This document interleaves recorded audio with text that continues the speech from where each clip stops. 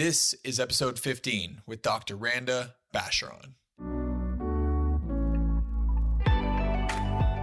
Welcome to the Sports Business Classroom audio experience.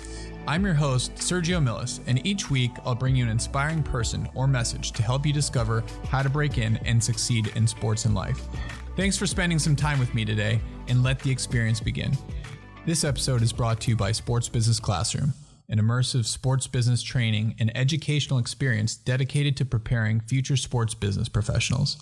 It is a one-of-a-kind learning opportunity for those interested in the business of basketball and jobs in sports. Sports Business Classroom combines the best of all worlds into a single package: great academics, hands-on experience, immersion in the Las Vegas Summer League, and interaction with some of the best minds working in and around the NBA. For more information about Sports Business Classroom, go to sportsbusinessclassroom.com.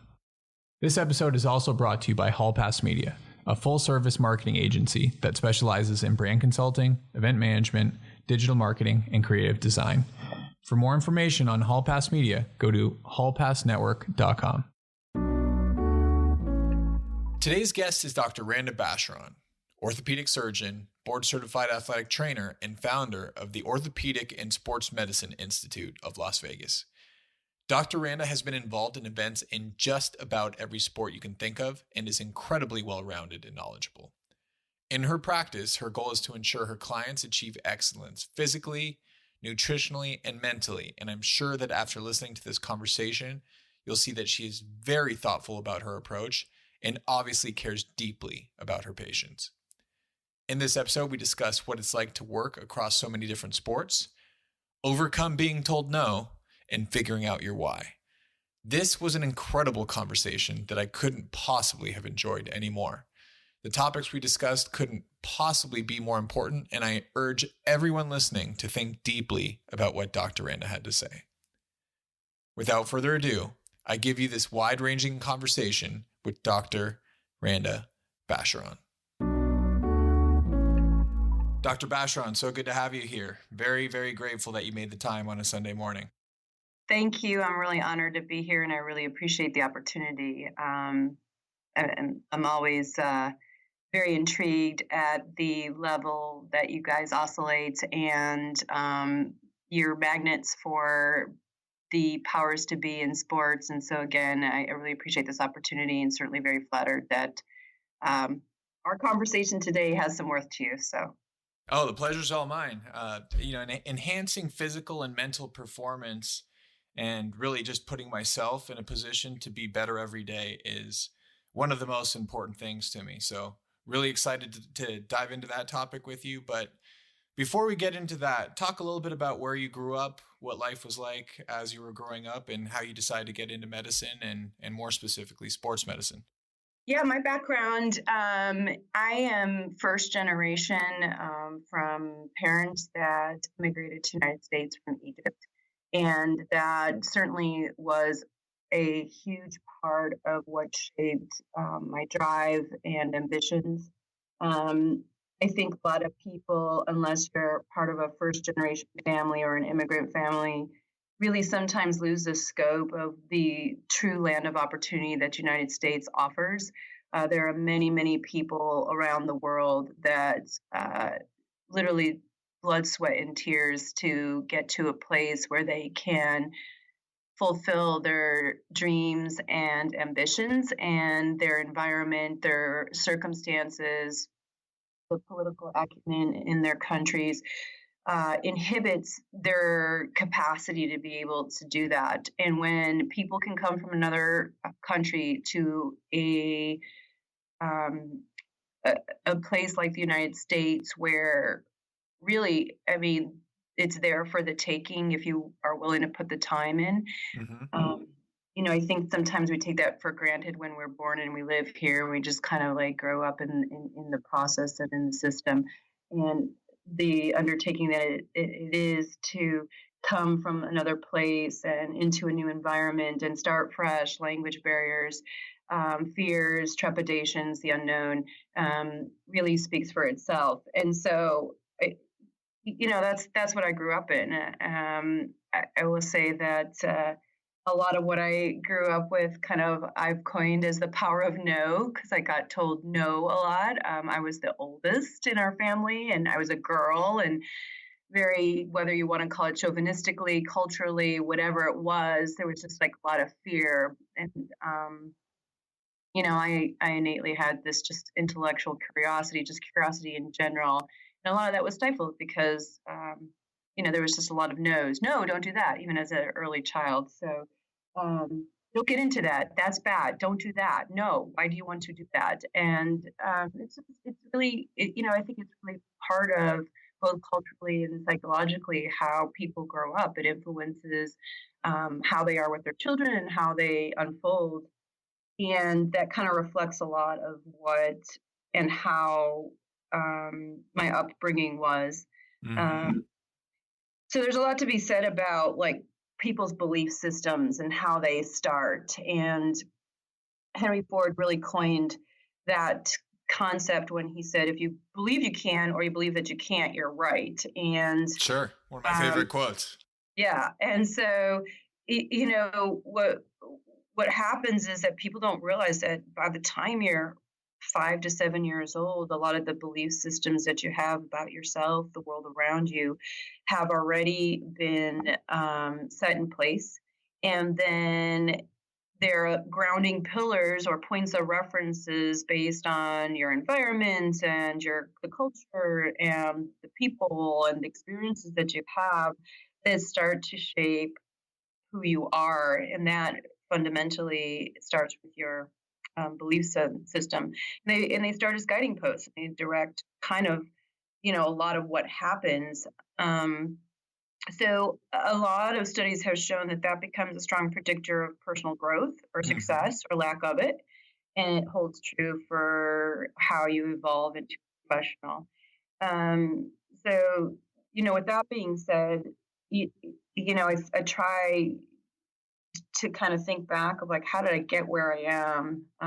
Because in a lot of ways, there's just, on paper, me as an individual is like, I just grew up in the suburbs of Chicago. There's really not anything that outstanding about where or who I came from. But I do think that there is something to be said for that, because a lot of people will have to kind of have that belief, like, you had to be at the right place at the right time, or you had to have like some amazing 6 degrees of separation to really, be pivotal in your positioning of where you get to in life. And I'm kind of quite the opposite. I'm just really like the outlier. And I think that power of somebody constantly telling me no, and, a lot of those no's came because of just lack of information, fear, being protective, like parents often will, especially parents that are coming from another country and wanting to have that control assurance that everything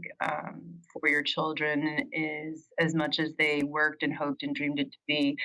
But that power of the no sometimes works. Either it suffocates you to the extent where you break through it, or it suffocates you where it keeps you down and suppresses your ability to create identity for yourself and seek out opportunities. No question. Thank you for sharing all that. I love that we've jumped right in here, and I think what you said is so poignant in the fact that, one of the things that we talk about a lot on this show is really examining what your values are and what your pre-existing notions about the world are, right? Because it's so important in determining how successful you'll be. Right. Just really understanding what your point of view is, what your worldviews are, and what you're passionate about. Because one of the things we talk about is that if you're not pursuing something that you're passionate about, your life really won't be all that it really could be. And I want to jump back into, how you jumped into sports medicine. But one of my mentors, George Raveling, he always, when we talk, he always makes the point, we need to learn to unlearn, which I think is exactly the point you made, was that, that you really need to examine how it was that you were brought up and whether or not those points of view and those worldviews really apply to your life today. Sure. And, to dovetail kind of on that same note, really great book is The Power of Now with Eckhart Tolle. And I Yes. think what he really drives home, I mean, it's just an amazing book. And just on a side note, uh, I didn't appreciate, so Paris Hilton, when she was incarcerated, like back in 2007, like that is the book that she grabbed while she was in jail to read. So kudos to her. I that's just a random Snapple fact that Yeah. probably nobody would connect dots on. But I guess the point is that you know your belief system is so powerful, but a lot of people unfortunately get caught up into it, and it becomes like this vortex. And Eckhart Tolle really delivers a message that you really have to live in the present moment, which is so cliche. And I think if people really don't dissect down to what that really means in the contents of what message he was trying to deliver, you know, our emotional problems, our lack of confidence, our beliefs that we can or can't do it, is really deep rooted into however we've identified that in our minds, going back to what our belief systems are. So he focuses on that you really need to get into the present moment, get rid of ego that drives a lot of, why and how we do things. Um, and when we can stay in the present, it's really about, fulfilling that moment for what it is. And it allows you to separate from all this uh, junk that just clogs up your mind to be able to expand in ways that it really can. Hmm. So he kind of focuses like you got to get right on the inside, and then everything around you on the outside will fall into place. Because really, the reality that you need to be aware of is already there within you. It's great to have advisors and mentors, but I think we look for a lot of affirmation outside of ourselves to reinforce. Are we good enough? Can I do this? And unfortunately, our world is very competitive. And I think, I can say that as a female. I don't know that there's always like females willing to help females on a competitive level as athletes.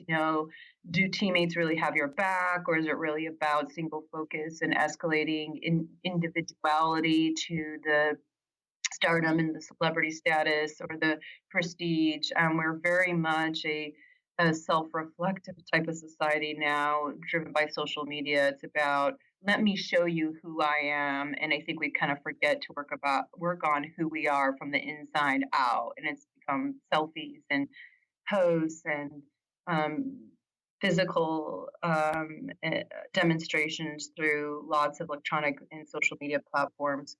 And so we've kind of like worked on a lot of our outsides and not a lot of our insides. And I think that reflects, again, starting with our core, being realistic with what our belief systems are, and kind of focusing on being in the moment, um, and really kind of not getting stuck in that past that drives us down due to potentially some foundational belief systems that that drag us down.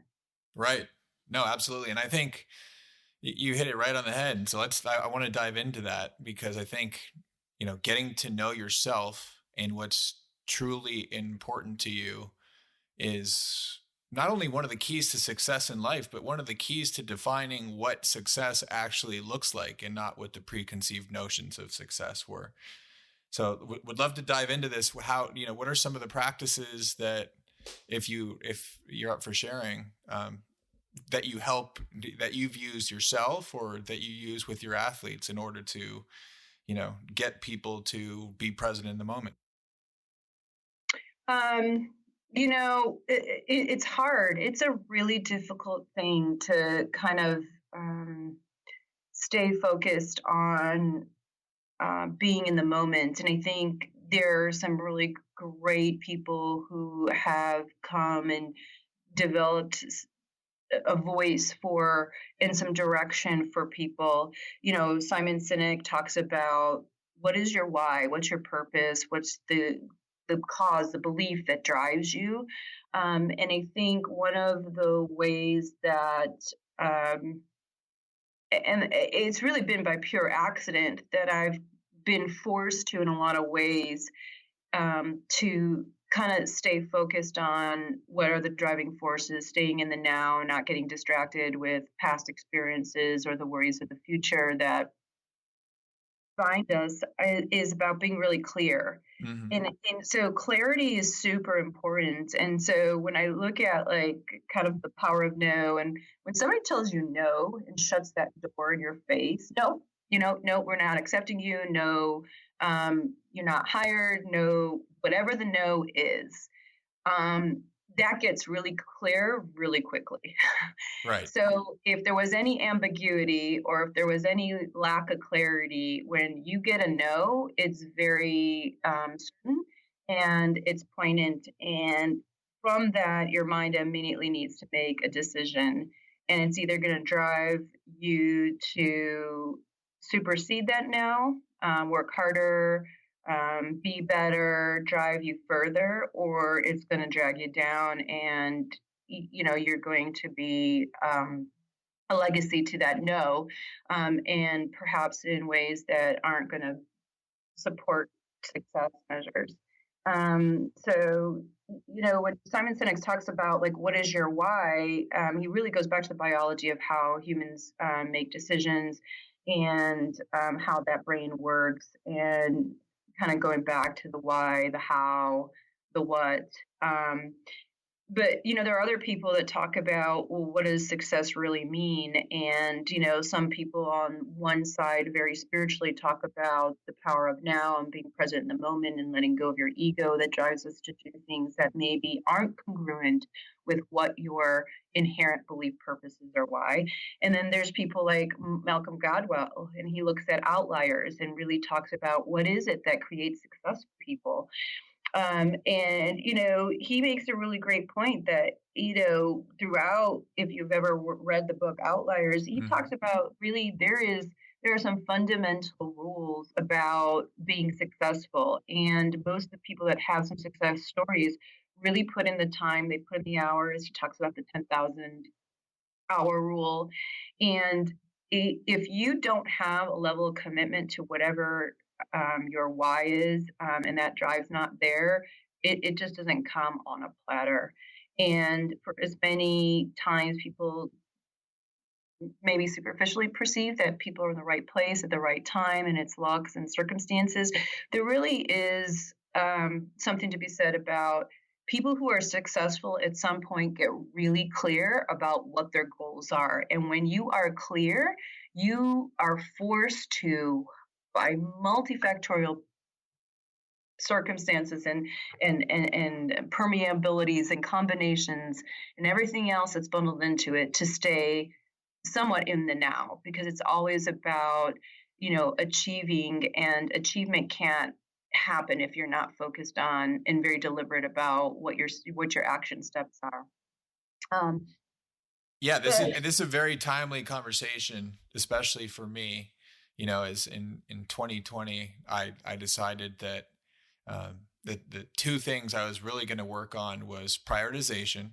Okay, making sure that I was very, very clear on what it is that I was going to do, how I was going to allocate my time, how I was going to allocate my energy, and then clarity. Right, clarity as in, well, why am I putting time into the things that I'm putting time into, and how does that ultimately align with what it is that I'm trying to accomplish? So I'm curious, do you have any exercises as far as, how to get clear, or how does one get clear on what's important to them? Yeah, so I think that's a really great question. There's tons of ways to get to that point, lots of opinions. And I think for ease of just breaking it down in a very pragmatic way, I think if you're going to get clear, you have to figure out, part of that is figuring out why. Like, why? What is my why? What is my life mission? What is it that empowers me? What is it that I want to get to? And, a lot of people then get caught up in this rat race of like, oh, I got to figure out what is my vision? What's my life about? And it's okay to be unclear. It's really okay to be unclear because sometimes you got to be unclear, to kind of figure out what you don't want Mm-hmm. out of life, what you don't want to be, what isn't your why, to then be able to really see what it is that you do want. People can relate to that a lot in relationships, right? Sometimes people go through awful relationships. And they're like, oh, hey, I don't know why this is not working out for me. And I tell people all the time is like, sometimes you don't realize it, unless you've had a bad job or had a boss that you can't get along with, or been in a career that you didn't like, or a relationship that wasn't all that great. Sometimes you can't really get clear until you have that comparative. And so from simplicity standpoint some people kind of evolve to what their why is. They start to go through this self-defining process. And their identity can come to fruition by sports, educational processes, professional roads, um, and sometimes people come to their why, by sake of the experiences that they've gone through, and it either pushes them in one direction or not. We always talk about the fork in the road kind of scenario, and sometimes people make errors, they make mistakes, they make decisions that weren't best. But it's a learning process. That's part of staying present in the now, learning from whatever mistake that is and moving on from it. Because if you don't learn from it, you don't really get anything out of it, and you just get stuck. You get stuck in that bad pattern. So, looking for where your heart and soul tends to pull you, dig deep and figure out what is my purpose and what's the why. And then clarity becomes a conscious, like you really have to work on being clear. It doesn't always happen very simply. It happens either by default, somebody telling you no, a circumstance not working out greatly for you, or the opposite, great, amazing experiences. And so the clarity has to be something that you're looking for, and looking for the signs that help you get small data points of why this is congruent with who you are. And I think a lot of people are just lost in who they are. It's a lifelong challenge to continue to reconnect with your identity and be true to yourself, especially with a lot of the social influences and the power of our environment. But it starts with asking the question: why do I want to be or do what I'm intending to do? And then the clarity comes from what supports that, just exactly like how you identified. But it's not going to just happen. You have to be diligent about it and put the time into that self-reflective process. Absolutely. And so you mentioned that early on when you were younger that, you heard a lot of no's. I'm curious at what point, medicine, which you practice, is, definitely not an easy field to get into. I'm sure that there were a lot of naysayers as it relates to that. How did you get over all the no's and end up deciding on getting involved in medicine, and more specifically sports medicine? Yeah, so that started early on. I think, like a lot of people, you graduate from a very controlled situation in your high school. And then I went to University of Illinois in Champaign-Urbana. Huge school, Big Ten school at the time when the Big Ten existed, and there was only 10 participating schools in that issue. And, the funny thing is that my journey into sports medicine happened most definitely from a big fat no. Number one, my dad came from a foreign country. He was a veterinarian, and I was his oldest. And for him to believe that I was going to be something that wasn't a veterinarian was just like, it was just sacrilegious almost. And he was really adamant about that path. And the interesting thing that happens when there's a lot of no's, you start to negotiate, whether it's negotiate in your mind or you negotiate. So, the terms in our house was, we have a lot of, I grew up in a suburb of Chicago. We have a lot of great universities right around us. There's no reason why you need to leave home. And living under a really strict environment, I was an escapist. I really just wanted to be able to get out of those four walls and be able to, live life, explore who I was. And it just, I felt stifled. And so the negotiation was well, if you're going to be a veterinarian, then you can go to an away school. But, other than that, you have to stay around here. And the best, at the time, one of the best veterinarian schools was at University of Illinois. And so that was my path. And I do love animals. And I think veterinarians are amazing, amazing doctors because much like pediatricians, their skill set has to be so fine-tuned to understand the diagnoses and the pathologies when you don't have that ability to get the subjective history from obviously an animal. So, Sure. They just have this great power. And so, but it just wasn't for me. And so sometimes you get clear because if the answer isn't yes, then by default it's no. And I just really, in my hearts of hearts, couldn't see myself being a veterinarian, but that was my negotiation point, right? So I was like, okay, well, I'm going to say yes, because I want to go away for school. And so that was part of the plan. And so the funny thing that happened is, again, probably very ego driven. You leave high school, somewhat of a controlled situation, get to this big university and you are so nobody. And I have no idea why it got in my head, but I was on this path of going to apply to be a DJ for, I don't know if it was university radio. I don't even remember the time. Love it. Yeah. And so I have no idea why I felt so cocky about that decision because I was probably fairly ignorant about music and the scope of music and all the genres of music. And so I have no idea why I felt like I could be an authority. But nonetheless, I think I was driven by my ego thinking oh, this would be cool. I would be so cool if I was a DJ. And still to this date, I will say that my lifelong dream is to become a DJ, but I'll put that aside. So, well, I think before we go on, before the year is over, I think we need to have you DJ some sort of a party. Yeah, I don't know. I still think I'm very highly unqualified. So maybe a party at NBA Summer League. How about that? Yeah, that would be a big fail.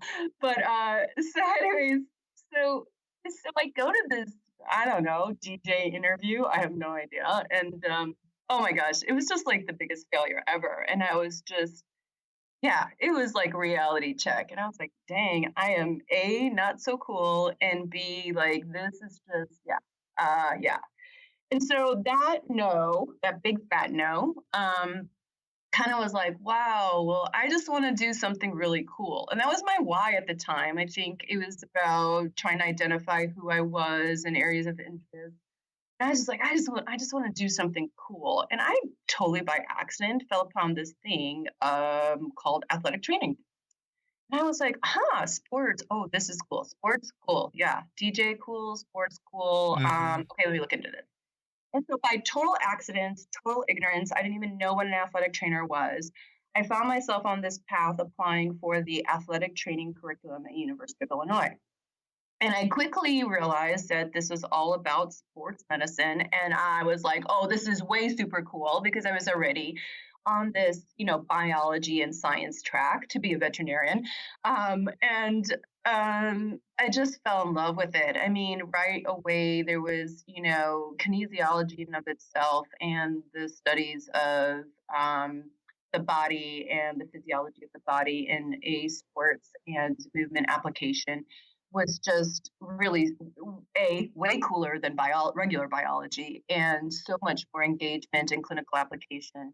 And, University of Illinois, like that was, I think I didn't appreciate it at the time, but that was a big deal. I mean, we weren't, I'm pretty old at this point, but at the time, the big hitters were the same big hitters. There was the University of Michigan and Ohio State and, all sports. I participated as an athletic trainer in a time when there was still all these like undercurrent negotiations of how they acquired athletes and what they promised them and all the things that they can't do now. Wow. That era. And and so of course, like there was a lot of cool factor that, there wasn't a football player on our team that did drive around in an amazing big, SUV. And at the time, like SUV was like the coolest thing ever, because before that there was just minivans and station wagons. And so, it was just it was an amazing experience. I had a non-traditional and unconventional college experience, being an athletic trainer at a Big Ten university. There's a lot to be said for that. You are on the inside of collegiate sports and the culture and every dynamic about that. And it was definitely a learning process. It was definitely a humbling process. Sports has a hierarchy, and it has a hierarchy also on the medicine side. You quickly learned about the psychology and the stressors of being an athlete at that level and the impacts of injury, your influence to that component as a first responder and a medical provider or a healthcare provider. In the realm of sports medicine. And so, for me, all of a sudden, there was this really pivotal shift.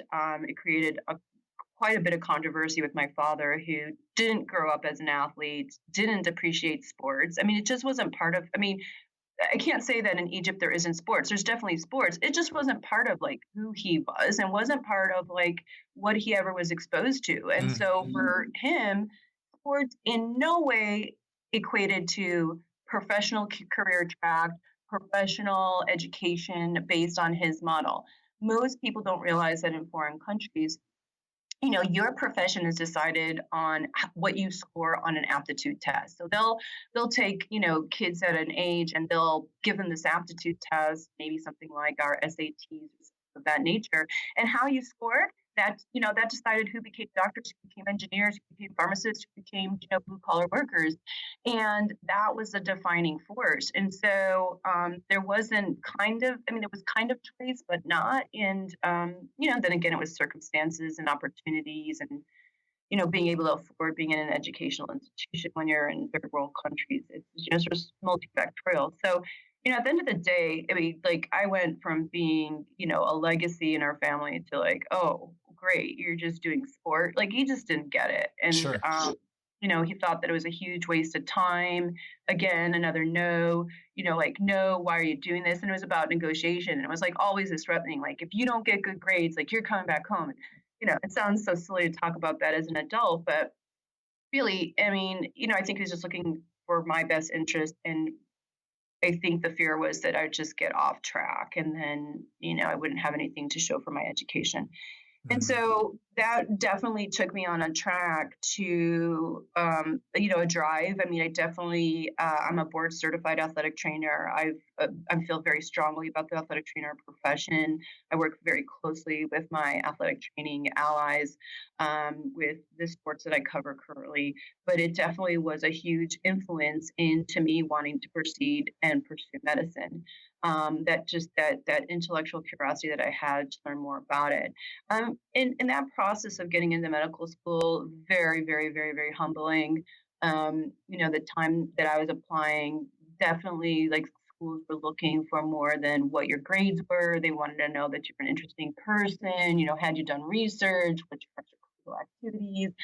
And God, anytime you have to look from acceptance from an official entity like a university or a medical school or a big corporation. It's super humbling when you get those no's. But, I'm very, very, very, very grateful to God. And I am constantly, again, on a very negotiation platform, which is probably not the right way to be with God. But, I'm always very appreciative for the opportunities that I have had and the yeses that I did get. And I have been committed to paying that forward. Well, I was going to say, no, I mean, thank you for sharing all that. That's an amazing and super inspiring story about how you overcame those no's, and you're obviously super successful today at what you do. When somebody asks you what it is that you do on a day to day, how do you answer that question? Oh yeah, I do. I do a lot of things. So, um, my career in medicine went from being medical school, had a bunch of no's on my path of what I wanted to be as a physician, and landed on orthopedic surgery, which is not very typical for females. So again, a lot of no's, like, hey, are you sure you want to do that? That's not common for female. Like, why would you want to do that? Like orthopedics? And so, again, those no's pushed me. I ended up pursuing a career in orthopedic surgery, and then a fellowship in sports medicine. And, a lot of what I do today kind of reflects that journey. I own my own business, so I'm a solo practitioner. I mean, I own my own medical office, I have employees. So I'm definitely on the business side of medicine. And I take care of all kinds of people, even though my love, my passions for sports medicine. I definitely take care of all kinds of people with their musculoskeletal injuries and their aches and pains with their joints, and their injuries to their joints. But I have been fortunate, again, based on a lot of no's, to have fallen into some really unique placements in sports. I am very engaged in the sport of MMA, on an international level that in and of itself was a roundabout journey. I'm the team physician for our professional soccer team here in Las Vegas. I cover UNLV hockey. And I deal with a lot of high school athletes, and in hoping to empower them to, take their passion and life lessons of sports into that next level and be able to make something out of that really, really hard work that they put into self-development.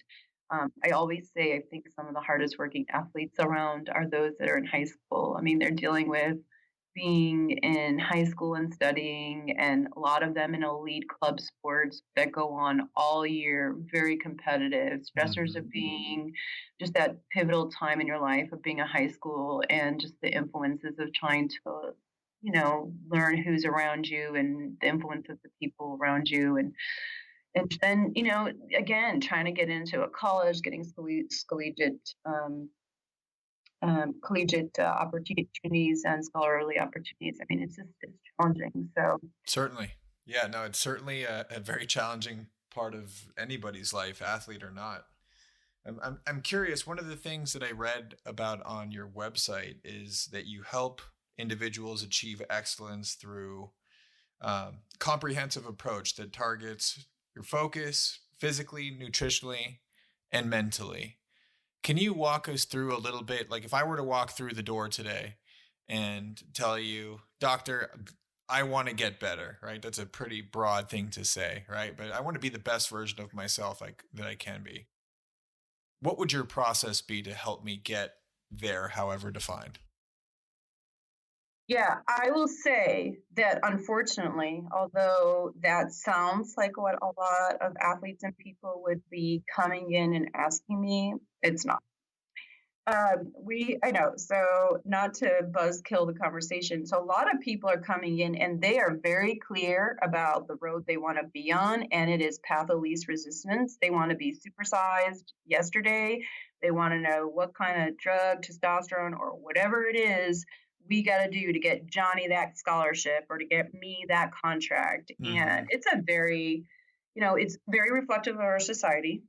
Yep. It's very about like, I don't want to put in the time because I don't got the time. So maybe there's a drive to put in the time, but the urgency, there's just this false urgency that some magic blue pill is going to solve this for me. And, unfortunately, that's not how the body works. And I was placed in a position very early on in my career where, I realized that athletes and non-athletes for that matter are just not going to get better, heal, get fixed, perform better by a single focused approach, not 100% why. And as an orthopedist, even though it was just really not even in, it wasn't really in my field or in the focus of my educational pathway, I veered far, far left and had to seek out what does it really mean to understand the science of sports performance. And that path led me to meet some really amazing people. There was a lot of self-educating, humbling myself. So going from a position of being an orthopedic surgeon to, being in lots of different classrooms, educational settings, reading books, diving into this stuff that no one ever had explained to me in medical school about how do you really get people to perform better. And when you look at sports performance and enhancement, there is a ton of science behind that. There's nothing about it that it's not scientific. And the great minds in sports performance, whatever realm you're talking about it, whether it's sports nutrition, sports psychology, strength and conditioning, all have links back to some fundamental science. And, you really have to understand how the body works. So when somebody comes in and truly wants to be the best version of themselves, it's a process. It's a very diligent process, and you have to look at it as a 360 approach, which includes looking at body physiology. We are dynamic individuals. We are constantly changing, monitoring physiologic parameters to understand, has your body recovered? Are you able to give more? Are you depleted? Where are your body systems in terms of functioning and recovery? And then learning how to restore that back into what we call homeostasis. And most athletes live so out of balance and out of homeostasis that part of the magic really is understanding, what we know now is like, the metabolic code, like understanding when we get way, way, way, way deep down to those baby little cells and our DNA and what's happening with our mitochondria. And, just getting very, very fundamental. That's kind of where it starts. And, there's a lot of things that people can do very simply to be great athletes. It's just that if you only look at one parameter, it's just not going to happen. And so I really force, even though perhaps they're coming in wanting to learn about, can you prescribe me testosterone or what kind of edge can I get? I do my best to influence them to understand this is a 360 process, and one thing alone is not going to get you there. There are many cogs in the wheel, although that's very cliche-ish. It's very, very true with how the body works. And people, they get it when you talk about machines. Like you talk about a car, and there's so much in performance of cars, different models of cars, and how cars run, and what makes cars better, and there's all these analytics about it, and lots of technology for that matter. But we sometimes become very short-sighted that our bodies are very similar in there's parallels. Would you say that's your biggest challenge, is that people come into your practice thinking that they know what the answer is to whatever it is that they're trying to achieve, rather than listening to what the best path may be to, accomplish the goal that they've set out? Yeah, so in medicine nowadays, there's a lot of discussion about the consumerism of medicine. And there's a lot of reasons why, it's kind of different, because in everything else that we do, we purchase, we buy, or we pay for, there's consumer interaction and there's consumer decision making and behavior patterns. And then you talk about medicine, and a lot of that's driven by what insurance you have, what doctors you're allowed to see, what the doctor can or can't order. And so when we look at things like that are definitely scientifically and medically based, and we look at human physiology, and then we look at the consumerism, it is difficult because the consumerism side of people wanting to perform better in their athletic endeavors, whether it's recreationally or elite athletes, or professional athletes, is, they want to function very much on that same consumer platform they do where they get everything else. They want to go online and buy whatever it is that they need to make them better. But again, that's not how medicine works. And Right. you know, I have to really encourage people to do things. And a lot of them isn't covered by insurance. You start talking about, high school athletes, that's the hardest thing is you're talking about people who have made a surmountable investment. You look at parents and the money and the time and the things that they're doing with their high school kids to get them that sports experience and elevate their athleticism. It's amazing. And then you talk to them something simply like, are you taking a recovery drink? How much protein is your child getting, or how are you getting nutrition? Right. Are there any supplements that you're using? Because people get injured because the body has not recovered. Most of the injuries that we see on a sports medicine platform, almost 75 to 80% of them are going to be mechanical injuries due to some kind of restriction of a muscle group or a tendon group or a ligament or some kind of muscular imbalance. So something's restricted and something's out of balance. And then you compile that with poor environment, so poor physiology, where the person doesn't have any great nutritional content, they're not getting recovered appropriately.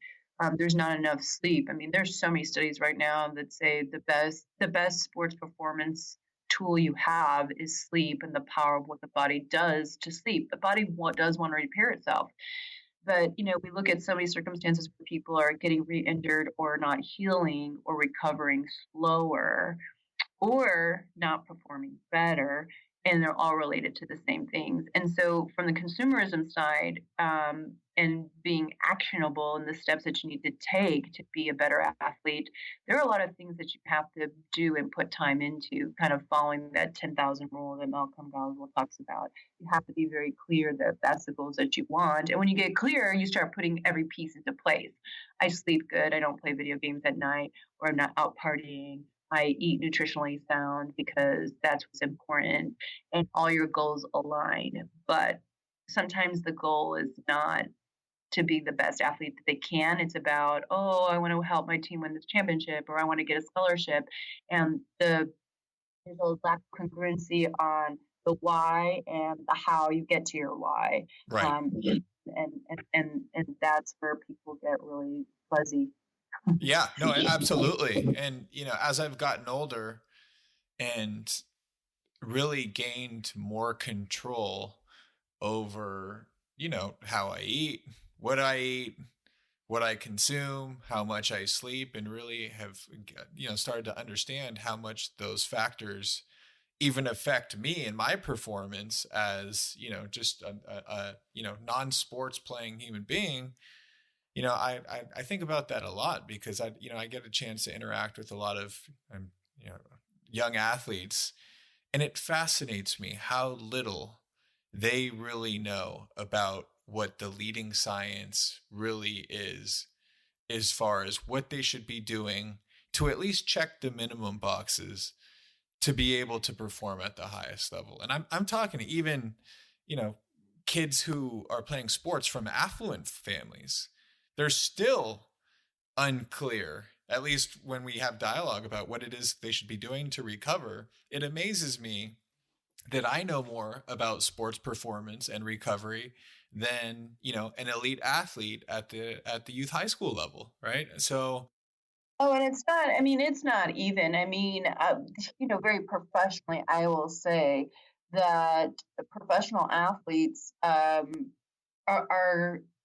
some of the worst. In terms of lifestyle habits, and I think what I've seen And of course, it speaks for itself, is those athletes that have been humbled by sentinel events such as tragic injuries or injuries that have had long recovery periods, loss of contracts, loss of gainful employment, loss of opportunities. Those people, by the power of no, right? Like they've been shut down, then start to create that paradigm shift. Like, I got to do whatever I can do to get back. And they start to look for those answers. And I will say that more of my medical career has been spent looking for solutions, outside the box solutions to unravel some really difficult situations.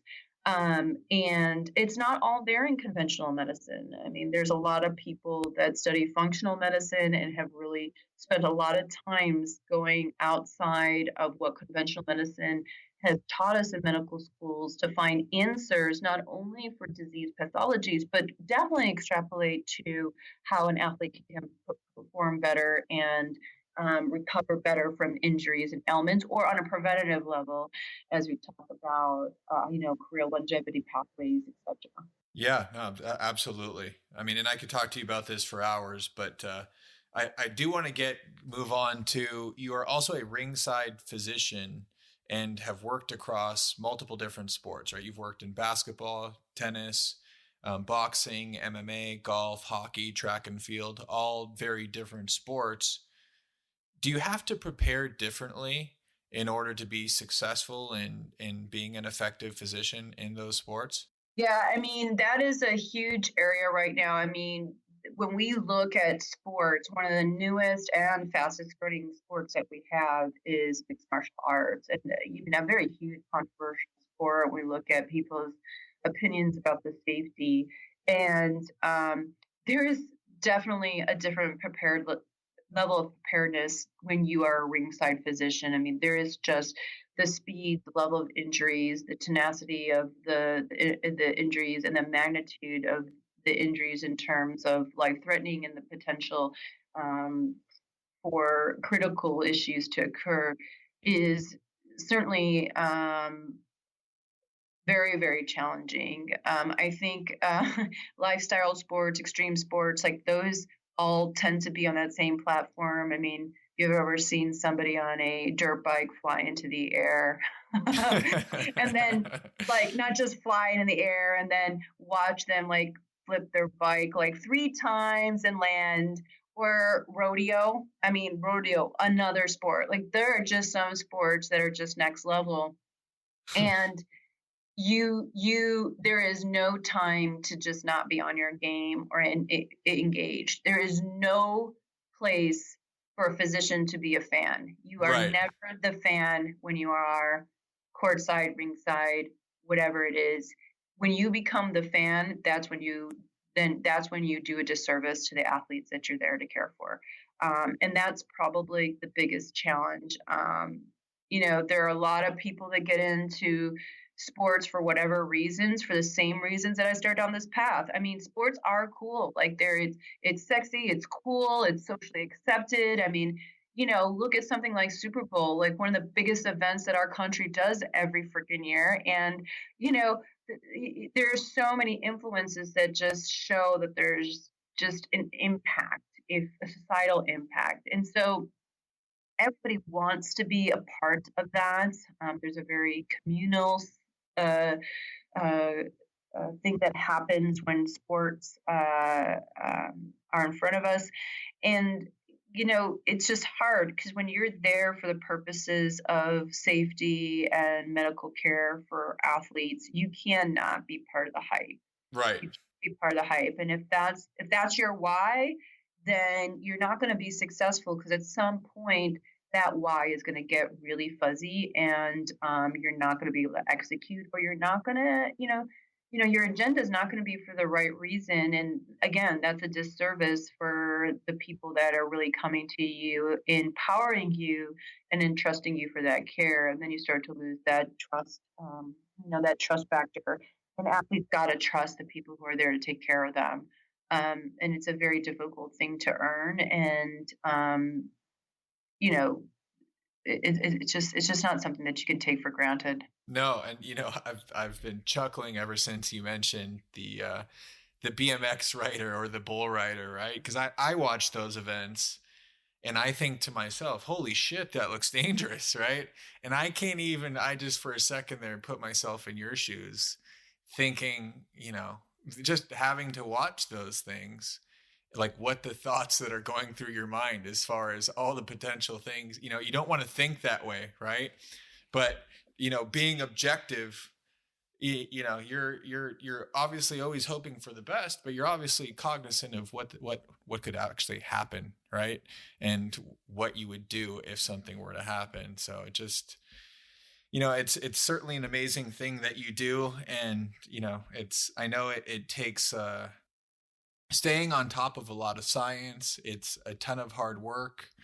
And I know that you're incredibly busy. So can you break down for us obviously you never have a typical week, and I know that, but what did the past, 5 to 6 days look for you as far as your schedule goes? I want the audience to really get an understanding of what it takes from a physical, mental, emotional standpoint to actually execute the things that you do.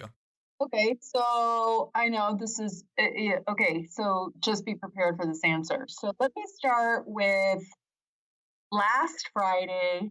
I did clinic, got on a plane to help my best friend from medical school who's going through an awful divorce, and her elite baseball high school son is freaking out because he has had a ulnar collateral ligament injury to his elbow, so UCL injury. He's a pitcher that he's not going to be able to make this season, and he's at a super elite high school in the Scottsdale, Phoenix area. And so, think about that. I'm in high school, parents going through a divorce, senior year in high school, just so many different things, right? That would be very impactful and life-changing for a young man. So I had talked to her about some of the regenerative medicine things that I do for athletes in terms of natural healing and being able to restore function a lot quicker and with more certainty than sometimes occurs naturally or after prolonged injury. So I got on a plane with some regenerative stem cell type of things in my carry-on, hoping that I wouldn't get stopped at checks because I'm notoriously at the airport 45 minutes right before my plane leaves, with dry ice in hand. Where if you've never had to buy dry ice, that was the Panic at the Disco of that day. It's like, oh crap! Wait, this stuff can't melt. And oh wait, I need dry ice. Where can we find dry ice? And that was the freaking project of the day. It's like, where do we find dry ice? I get on a plane, go help him get his elbow injection. He's got the biggest school dance of the year coming up, and so he's in a panic to get this school dance. I'm arriving, getting there, injecting, getting on a plane, coming back. Saturday morning, I do our professional team's pre-season profiling, which includes agility testing, physical exam, getting our team prepared for the season. And then I go to the stadium and I get the training room ready. And I spend 2 hours cleaning up the training room and stocking and getting tape ready and figuring out what inventory I need, which is part of maybe not what many team physicians do, but that's what I'm hands-on with our team. And so I went there and I got the stadium ready because our season's starting, and then left there to go meet with the coach and the rest of the coaching staff to talk about important things like what's our team is going to be like this year, and what are some issues, who are athletes that we're showing some deficits coming into the season that we need to work on, and working and kind of collaborating as a team unit. Sunday I went to the office and worked on a bunch of stuff and got ready for my week, did my week, which included, surgery, clinic, and vast array of other things. And then I went to a conference, which was called the Biologic Summit, which is the kind of first meeting of the mind of the major orthopedic academies on creating a unified voice on how to approach orthobiologics, or what people generically, like in social media and media right now, would call stem cells, for the use of caring for orthopedic issues. And then I flew back, Friday, and landed, and then went to a UNLV hockey game and covered that. And then Saturday I did office, and then went to another UNLV hockey game and covered that. And, here we are. So, that's kind of my journey. And in that journey, my athletic trainer for our university team is like, oh, I got a job with the White Sox. And so I'm not going to be here in a few weeks. And so now I don't have an athletic trainer. So it's like, you deal with a lot of circumstances, and you got to deal with solutions on so many platforms that you would never even believe that are so not doctor. I mean, I deal with more problem-solving issues that are not something I learned in medical school than not. And so, you have to learn how to pivot and have to be committed to the why. Mm-hmm. And a lot of people think that being a team physician's cool and must be really great. And there are so many amazing things about it, but it is really hard work. It's a big commitment. And you have to be very humble in that intention, because it is medicine in general is just humbling. I say to people every day, I am constantly humbled. It's not an exact science. There are demands from the patients and the people and the society we live in. There's a lot more information there. It's just, you got to be on your game at all times. And, we're humans. I mean, there are lots of days that I'm just not on my game. And, that's a huge reality check, because there are circumstances that quickly throw you back into, the level that you have to oscillate. Right. No. And you know what, like you said, I know you have an incredibly grueling schedule, but, part of being able to work through that schedule is knowing your why and being passionate, so to all of our listeners out there, spend time getting to know yourself, right? Like Dr. Randa said, it's not something that happens, from one day to the next, but I do believe that it's something that if you are intentional and open to, really discovering, it's certainly something that will be a guiding force in your life. And, amongst all the things that you do, you are also very committed to nonprofit work. And one of those nonprofits is the Tomorrow Stars Foundation. Can you speak a little bit about, what you do from a profit perspective and why that's important to you? Yeah, that's a really great question. So my commitment, I've been on different nonprofits for various reasons. And I will tell you that one of the biggest catalysts for me in any one of the nonprofits that I've been involved with is, again, very humbling realization that you are certainly a reflection of, there's lots of different ways that people have described this, but for lack of a better terminology, you are a reflection of the immediate 6 degrees of separation that you associate with. Mm-hmm. And I have at different times, maybe not been clear about my whys or whatever the case had been, found myself around people that were not elevating me to the best version of myself. And not saying that was their responsibility, but my association with them definitely was not helping me become my better version of myself. And, there was just a lot of mediocrity that started unfolding in my life. And I started thinking and looking around, and I'm like, God, my business is not doing that great. I just felt like I just was so beige and blah and mediocre. And I'm like, what the hell is going on? And, it really takes that realization to be like, God, who am I hanging out with? And what are the other professionals around me like? And you realize that when you are around people that oscillate at a higher frequency, which is a really big concept, and yet another probably 2 hours of conversation that we can have. Which I want to have at some point. Yeah. well, your frequency that you oscillate really mimics those people around you. And so, Malcolm Gladwell says it great. He writes this huge book about outliers and the formula of success, why people are successful.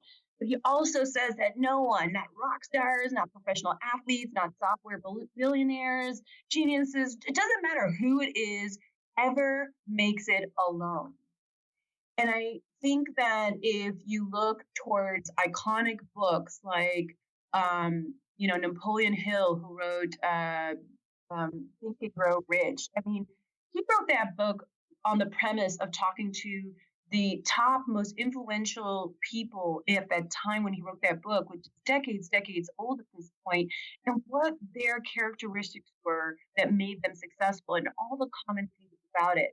And so when you talk about to me, about what your involvement or your why about, my involvement with nonprofits is about seeing people that were very intentional about having a bigger why than just themselves, that we're looking to empower other individuals or entities through their nonprofit goals and missions. And one of the first nonprofits I sat on when I moved to Vegas was something called Jump for Joy. Brandon Collinsworth, amazing individual. You can follow him on Instagram. I mean, this kid was a high risk. I mean, he's not a kid, but as a kid, he was a high risk thug in Las Vegas. I mean, and he will admittedly tell you that over and over and over again.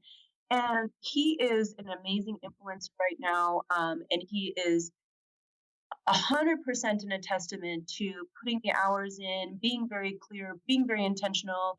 He has done so much self-work and work on being a better version of himself. He was the first African-American male in the positive psychology program at University of Pennsylvania. So Ivy League. I mean, he just really, he at the time when he started this nonprofit that I was involved with was very inspiring. And that was just probably the point of who he was. And now he's like this big Nike consultant, and he worked. I mean, if you hear his story about how he got involved with Nike, I mean, he just was relentless in his force and intentions of. And he's not a pro athlete. He's not, at the time he was nobody, but he has just become a huge influencer and part of, Nike's campaign, and an amazing strength and conditioning, powerhouse. And at the time, Jump for Joy represented, how to combat childhood obesity and taking what my knowledge was, in spending time on professional athletes and athletes who were fit, and how to get young kids who maybe didn't have that same opportunity to have education, tools, resources to learn about how to be physically active and healthier, so that their body image wasn't a negatively influential factor in how they developed in their belief systems. And so, very similar, my involvement with, Tomorrow's Stars, very humbly, very much appreciate to be part of that board, because, the founders, Albert and Warren, just amazing, iconic individuals and great testaments to what I believe are working hard to reach the top and to be at the top of their game and constantly looking to pay it forward. They're very much pay it forward individuals, and proof of that is the fact that they have this nonprofit. And it's really looking at a lot of parameters of how you can develop, maybe my biggest passion about this nonprofit is how to help high-risk youth find purpose, and whether that's purpose through the influence of sports or the purpose of using sports as a vehicle, whatever that path may be, that they are empowered to be better versions of themselves, and that their environment and their circumstances or lack of resources or whatever it may be is not the defining factor. And I'm really excited with it.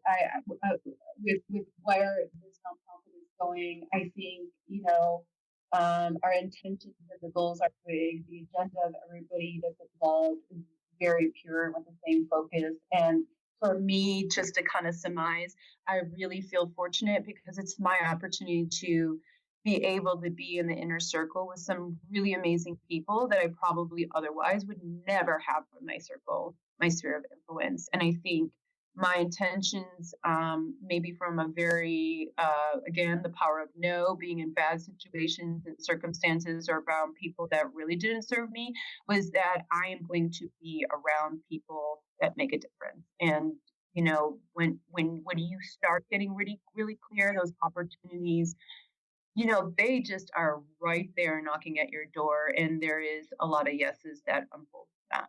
Absolutely. Now, you've mentioned so many of my favorite books in this conversation. I'm curious, and please just tell me that you've already mentioned them if that's the case.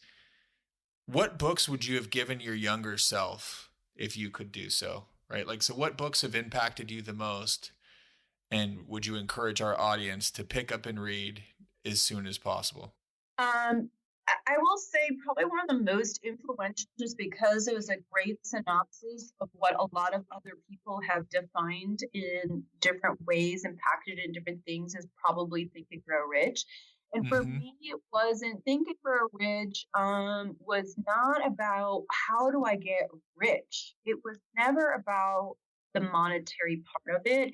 It was just about that curiosity, like, wow, there's just some fundamental principles that if I could implement those, that there is a success formula. And I think there's a lot of amazing knowledge out there. We have so much access, podcasts and YouTube videos and ebooks, and the way that we can obtain information and knowledge from other people is really just infinite at this point. And to that note, not to skirt around the question, is I don't really think about it's like, oh, top books or whatever. I think it's just being a eternal student and always wanting to be able to empower yourself to be a better version, and doing that through educating yourself and enlightening yourself and being open to different principles, concepts, and ideas. And I think really there's something to be learned in every book and different people's thought process. And I think those are things that help to instigate and ignite what your why is and your clarity, because it feeds you and it helps you grow. No different than the food you eat, the fertilizer you put on plants. And so books and knowledge are part of what you need to grow. And the commitment to growth is equally as you need that same perseverance as to accomplish running in a marathon or being an athlete or whatever else that it is that you're doing. Absolutely. Well, Dr. Randa, I want to be respectful of your time. Thank you so much for taking the time today. This has been fantastic, and I literally have 3 or 4 pages worth of questions that we didn't get to because you were so thoughtful and detailed with the questions we got into. This was amazing. No, this was fantastic. So thank you so much. There will be show notes for everything we discussed, all the people, all the books, on the website. Final question: do you have any requests or asks of the audience? I think for me, my biggest why is really to be a catalyst to empower other people. So my ask for the audience, I think, is to, search why. If in any part of your why, whatever that ends up being, you can be empowering to another individual or individuals, that is really something to be said. And just the fact of just take some action, any action towards your goals, your mission, to your why, even if you're not even sure what that is better than stagnancy and mediocrity. And I think really just being actionable and purposeful in what you want to in what you hope and want to do, even if you're not entirely sure what that is probably my biggest ask, to just take a first step or take steps if you've been taking them. Be aggressive about yourself, as aggressive as you are about whatever other probably less important things you're doing in your life right now. Very wise words from a very impressive person. Thank you so much for being on the show, and hope we can do this again soon. All right. Thank you so much, Sergio. I really appreciate this opportunity more than you'll ever know. And there you have it, ladies and gentlemen. I hope you enjoyed this conversation with Dr. Randa Bascharon. You can find the show notes for everything we discussed at sportsbusinessclassroom.com/Randa-Bascharon. That's RANDA-BASCHARON. If you enjoyed this episode, please share it with your friends. Please share it with your family and anyone you think might be able to get something out of it. And if you can, please take a few minutes to review the show on iTunes or wherever you listen to your podcasts. And if you have any follow-up questions for Dr. Randa or myself, you can leave a comment on the site or send us your questions on social media by tagging us at Sports Business Classroom or at Vegas Ortho. Big thank you to our sponsors, Sports Business Classroom Online and Hall Pass Media, and thanks again for listening. We will see you here next week on the Sports Business Classroom audio experience.